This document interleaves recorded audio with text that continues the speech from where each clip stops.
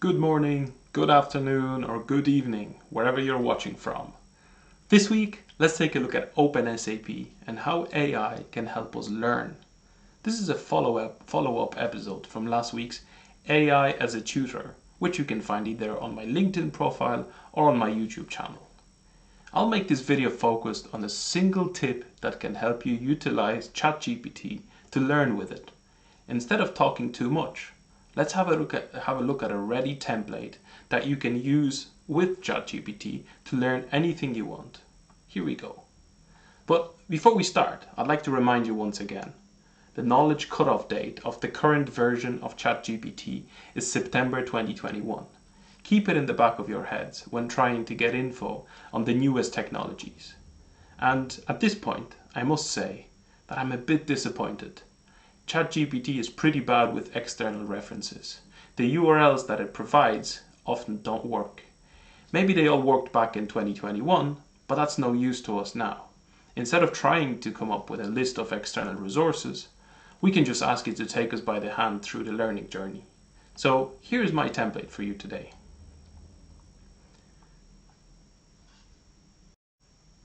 We're going to use this template to learn something that every ABAP developer should master ASAP, CDS views. Suggest a 4-week learning plan to learn CDS views. I can spend about 1 hour each weekday, and I like to learn hands-on, less theory, more practice. I have access to a system where I can build CDS views. The result of this query is a high-level 4-week plan to help us learn CDS views. If we want to take it seriously, we should now copy and paste this into our calendars to be reminded about it. Remember, we said we can spend 1 hour on it every day. But how should I approach it, you might ask? This is just a very high-level plan. I could surely Google learn CDS views and come up with something even better with a lot more details, examples, scenarios, etc. The beauty of this is that you decide on the context, the plan, the structure, and all the details of this learning journey all by yourself. You can always shift the agenda items, ask it to change specific days, etc. But assuming that we're happy with it, let's now take the day 1 curriculum. Chat-GPT is ready for it. It gives you more details and tries to cover the agenda item that it had suggested.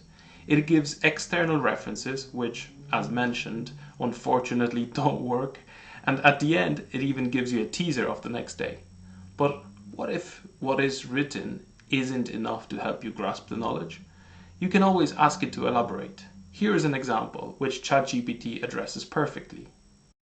Similarly, we can go through the subsequent days, like day 2, where we already get an insight into the syntax, along with a good explanation of what each line does. But in case this wasn't enough, we can always ask it follow-up questions on particular parts of its response, like for example the authorization concept in this case. What's also interesting is that the answers that it provides sometimes provide more details than requested, like the information on handling HANA-only environment views, which we can see here. At any stage, we can either jump to the next day or simply close the browser and Chat-GPT will remember where we finished off, providing you have the chat history option ticked, of course. In case you don't know what the chat history option is, have a look at episode 2 of the series where I talk about privacy. Day 3 is also pretty comprehensive with some code samples. But you might find it boring. It gives you the theory, some examples, but we said we want to learn hands-on. What about we ask it for some exercises that we can try with our current state of knowledge? Ask and you shall receive. The only problem with these is they don't make sense, because they were the examples that Chat-GPT provided in the previous responses. Let's ask for something different instead. Now, we can open the system, try to do the exercise, and once it's ready, copy and paste it back to Chat-GPT to see if we did it correctly. Here is my take with an intentional mistake on the number of hours in flight duration calculation, 23 instead of 24. Which it perfectly caught on. If we enjoy having a short exercise at the end of each day, we can ask it to improve the agenda of the course to incorporate it in. This is the beauty of it. We decide what we want to learn and how. I hope you enjoyed this episode of Powering SAP Developments with AI and that it made you stop and think, can this tool help me learn new things?